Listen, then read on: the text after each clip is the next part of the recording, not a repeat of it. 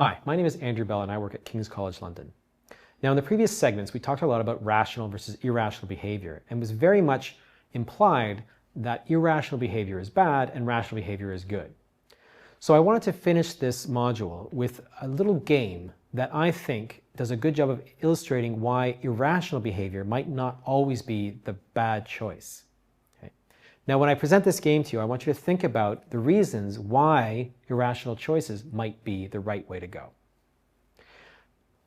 Now, in previous segments, we looked at different ways that people make decisions, and specifically the systematic biases that people exhibit that lead to irrational decisions.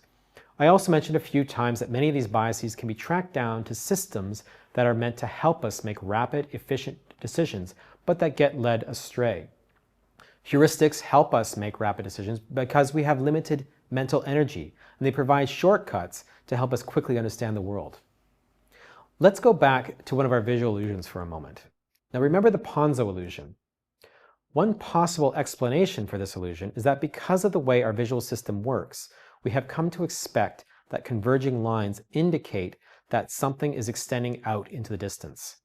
Therefore, we interpret the top line as longer because relative to the converging lines, it is longer. Our visual system, using its own type of heuristic, therefore interprets the top line as longer because in the real 3D world, it likely would be. However, these can also lead to stereotypes, prejudice, and incorrect decisions. But are these biases always wrong? Is it always the wrong choice to make an irrational decision? Well, I'm going to leave you with one last game that you can play with your friends and family. It's called the ultimatum game, and it is used frequently to examine the conditions under which individuals make apparently irrational choices. Here's how it works. There are two players.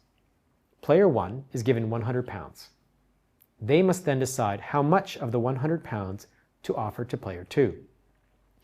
If player 2 rejects the offer, both players get nothing.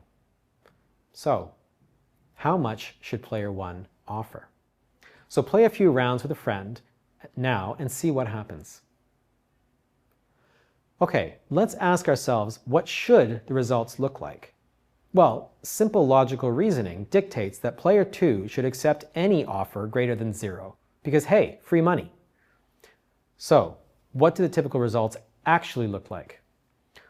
Well, as it turns out, in a result that transcends age, gender, geography, and culture, most people will reject 50% of offers below about 30 pounds. So what does this mean? This means that people are making an irrational decision for some reason. And yet we believe that this is for a good reason because the result is so consistent.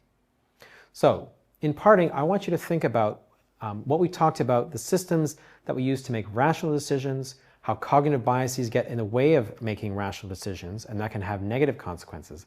But that there are also circumstances where we might want to make what seem to be irrational decisions. The reason why we make these irrational decisions is likely because there is a hidden purpose that we're trying to convey.